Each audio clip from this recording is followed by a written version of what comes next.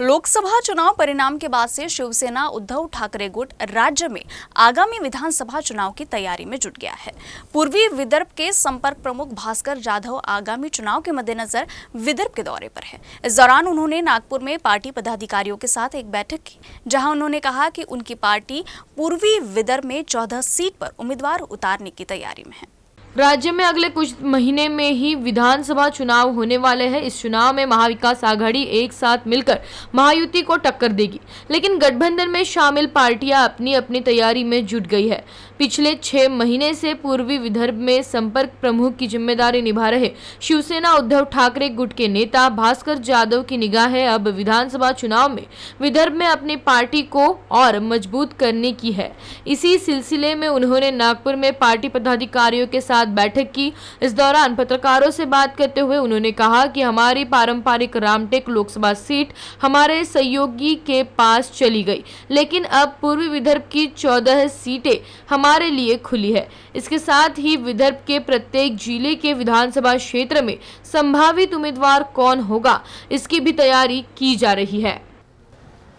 असं आहे की 6 महिन्यापूर्वीच माझ्याकडे पूर्व विदर्भ या विभागाची शिवसेना नेता म्हणून जबाबदारी देण्यात आली आणि ही माझ्यावर जबाबदारी देत असताना माझे पक्षप्रमुख आदरणीय उद्धवसाहेब ठाकरे यांना माझ्याकडून पक्षवाढीच्या खूप मोठ्या अपेक्षा आहेत आणि त्या कारणास्तव त्यांनी हा भाग माझ्याकडे दिलेला आहे।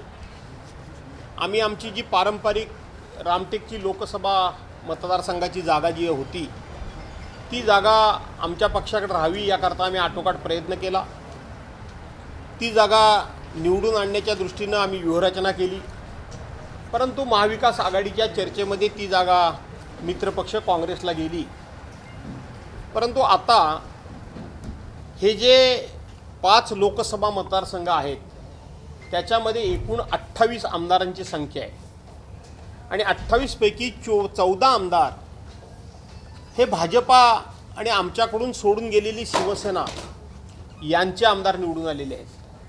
त्यामुळं या 14 जागा ह्या आमच्याकरता काम करण्याकरता त्याचबरोबर पक्षाला मागणी करता म्हणून आम्हाला पूर्णपणे मोकळे झालेले आहेत आणि हा आढावा घेत असताना त्या मतदारसंघामध्ये आमचा संभाव्य उमेदवार कोण असू शकतो, आम्ही कोण उमेदवार आमच्यासमोर आम्ही डोळ्यासमोर ठेवू शकतो किंवा तो जो कोणी इच्छुक उमेदवार आहे त्याची माहिती गोळा करणं आणि त्या पार्श्वभूमीवर त्याचा अभ्यास करणं आणि तो संपूर्ण अहवाल आमचे पक्षप्रमुख आदरणीय उद्धवसाहेब यांच्यासमोर ठेवणं ही विभागीय नेता आणि आमचे सगळे मुंबईपासूनचे संपर्क प्रमुख आहेत त्यांच्यावर ही जबाबदारी दिलेली आहे।